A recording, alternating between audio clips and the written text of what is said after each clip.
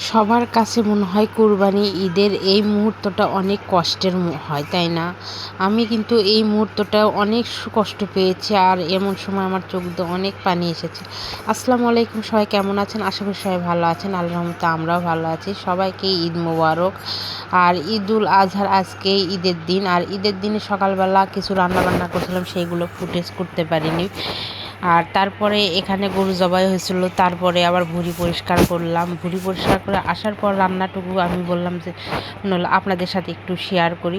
তাই মশলাটা আমি আগে থেকে কষিয়ে নিচ্ছিলাম, এদিকে মাংস আনার সাথে সাথেই কিন্তু আমি রান্নাটা শুরু করে দিব, আর তাহলে অনেক দেরি হয়ে যাবে না হলে। আর বাসায় অল্প মাংস আছে, আরও আনতেছে। যাই হোক, আমাদের কুরবানির ঈদটা কিন্তু আসলেই অনেক ব্যস্ততার মধ্যে যায়, আর ব্যস্ততা মানেই ভালোই লাগে আমার কাছে সব কিছু করতে। যাই হোক, এই দিনটা অনেক ভালোও লাগে, আবার অনেক কষ্টের মধ্যে যায়। কত যে প্রাণ যায় এই দিনটা, আর চোখে দেখা যায় না, অনেক কষ্ট পাই।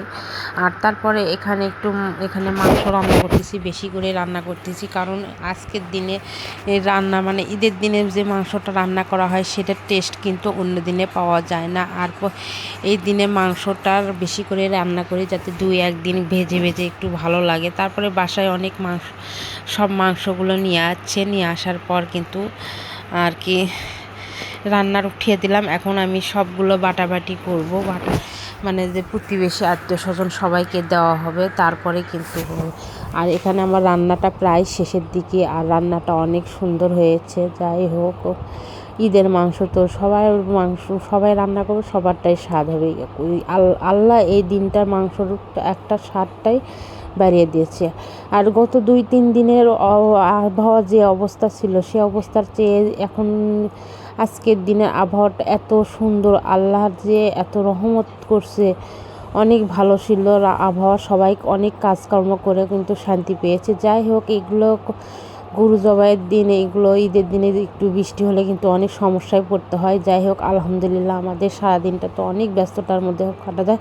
এই পর্বটা শেষ হওয়ার পর কিন্তু তারপরে যে আমাদের মাজা ঘষা অনেক কিছু থাকে, এগুলো করতে যে অনেক পরিশ্রম হয়। যাই হোক, এগুলো করে আসার পর কিন্তু এখন আমি আপনাদের সাথে ভিডিও আপলোড করতেছি। আপনাদের ঈদ কেমন গেল অবশ্যই আপনারা লাইক কমেন্ট শেয়ার করে জানাবেন। আর সবাই ভালো থাকবেন, সুস্থ থাকবেন, আমাদের জন্য বেশি বেশি করে দোয়া করবেন। আর অবশ্যই কিন্তু কমেন্টে জানাবেন যে আজকের দিনটা, ঈদের দিনটা কার কেমন কাটলো।